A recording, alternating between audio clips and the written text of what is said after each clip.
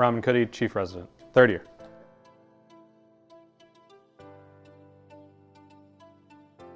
Walking out of that place for the last time.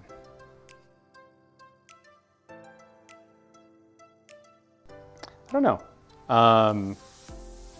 I think it was partly me choosing, but also being chosen, I think.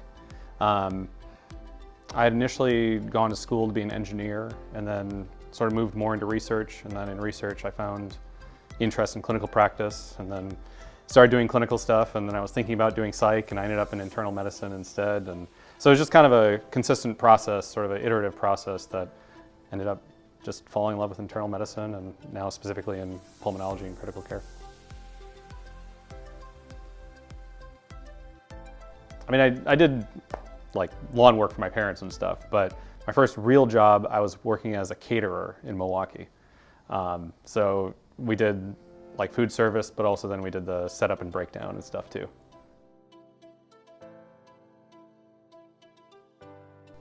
I don't know, because I'm usually working all of them. Okay, if somebody says a holiday to you, what's the first thing that pops in your head? You know, I would probably say either Memorial Day, 4th of July, or Labor Day.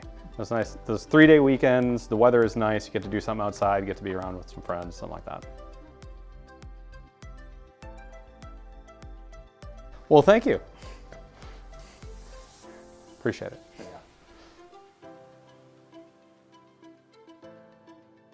Black coffee, straight black coffee. Ask yourself, is this going to matter 6 months from now? If it's not going to matter 6 months from now, don't worry about it. Move on.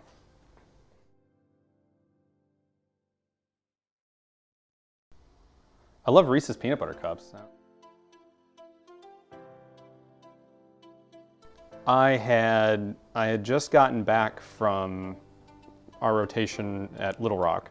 And while I was down there, I had picked up an iPad because it was just easier to do all of our rounding and stuff. And so I started using it in the hospital. I had this patient that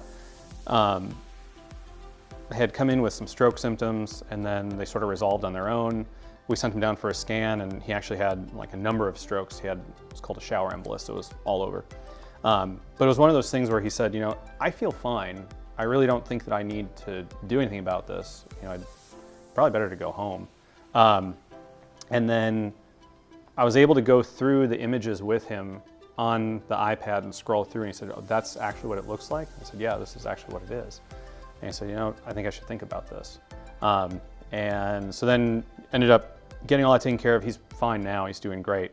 But I think the coolest thing about it was after that, the two of us, and also his wife too, became really close friends. And so they're lifelong friends that you know, I'll be keeping in touch with for, like I said, for the rest of my life.